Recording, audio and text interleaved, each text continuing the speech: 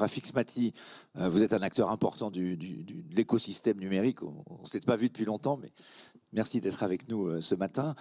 Vous, de votre point de vue de créateur de start-up, de l'écosystème numérique, vous avez pensé quoi quand vous avez vu arriver ce nouvel objet?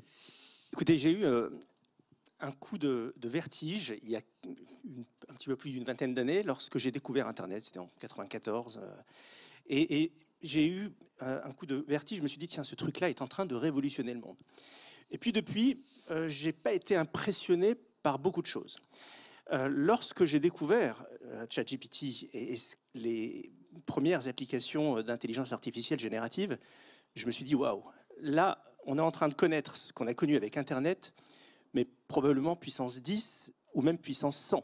C'est-à-dire que là, nous sommes à un carrefour. Je ne suis pas sûr que tout le monde en ait conscience. Alors ici, oui, et d'ailleurs, je vous remercie d'en faire un événement majeur, mais le sujet de l'intelligence artificielle devrait aujourd'hui faire la une de tous les JT. De tous les JT.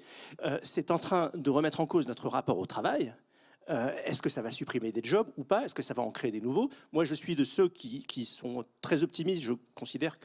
Je sais que les pays les plus robotisés du monde sont ceux où le taux de chômage est le plus faible. Donc je sais que l'intelligence artificielle, si elle est bien portée, si elle est bien accompagnée, peut être un levier de prospérité pour l'Europe et pour la France, mais à condition de se poser les bonnes questions. Ça a des implications majeures dans le domaine de la médecine, où ça peut potentiellement être à l'origine d'un bond spectaculaire dans l'espérance de vie.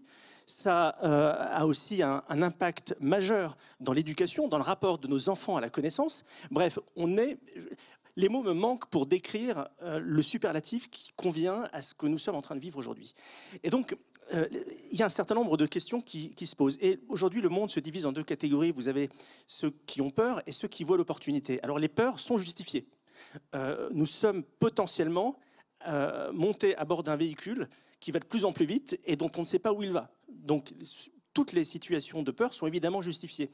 Mais je crois que nous, la France, nous, l'Europe, qui avons loupé la première révolution Internet, qui avons loupé la révolution des moteurs de recherche, qui avons loupé la révolution des réseaux sociaux, eh bien, je crois que là, nous avons une opportunité majeure.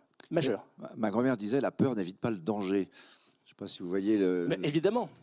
Mais il y a un enjeu qui va se poser, Philippe, majeur, en relation avec l'éducation de nos enfants. Moi, je suis convaincu que c'est le sujet phare que va poser l'intelligence artificielle et l'intelligence fantastique. C'est l'école. Et comment elle est impactée, l'école, par l'intelligence artificielle? Mais potentiellement de manière radicale. Nos enfants vont pouvoir se dire dans quelques mois, dans quelques années, mais à quoi sert l'école?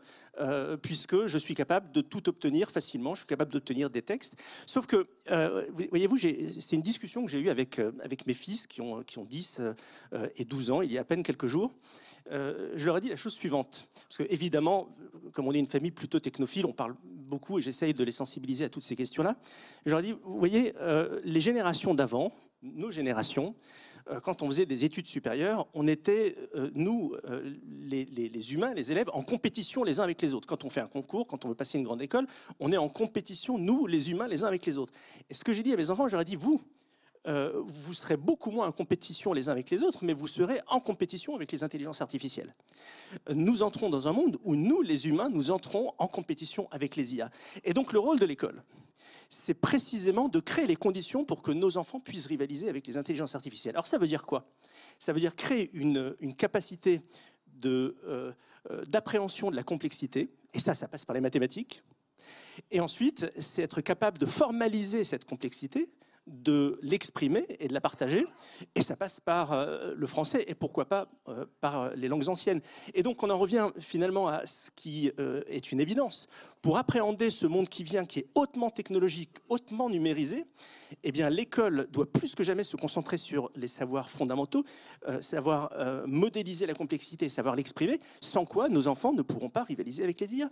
Et encore une fois, nous avons la chance, nous, d'avoir connu le monde d'avant et le monde d'après.